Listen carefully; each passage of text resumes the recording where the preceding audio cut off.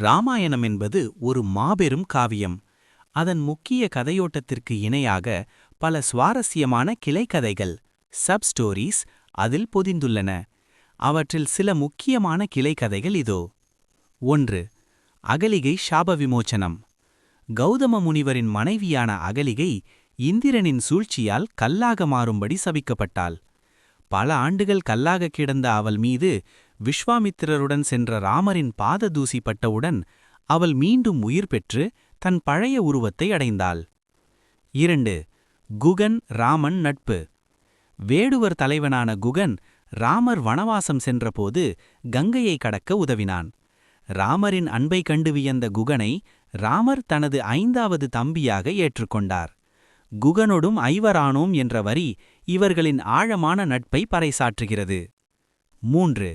சவரியின் பக்தி. ராமரை தரிசிக்க வேண்டும் என்பதற்காகவே பல ஆண்டுகள் காத்திருந்த முதியவள் சவரி. அவர் ராமருக்கு தரும் கனிகள் ஒவ்வொன்றும் இனிப்பாக இருக்கிறதா என்று தானே சுவைத்துப் பார்த்து கொடுத்தார். அந்த தூய பக்தியை ஏற்று ராமர் அந்த பழங்களை மகிழ்வுடன் உண்டார். 4. அணில் செய்த உதவி. இலங்கைக்கு செல்ல கடலில் பாலம் சேதுபந்தனம் கட்டியபோது பெரிய வானரங்கள் பெரும் பாறைகளை தூக்கி வந்தன. அப்போது ஒரு சிறிய அணில் கடலில் நனைந்து மணலில் புரண்டு தன் உடலில் ஒட்டிய மணலை பாலத்தில் உதறியது.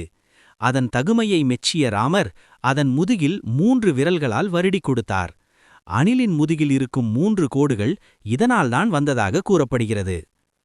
5. சம்பாதி மற்றும் ஜடாயு.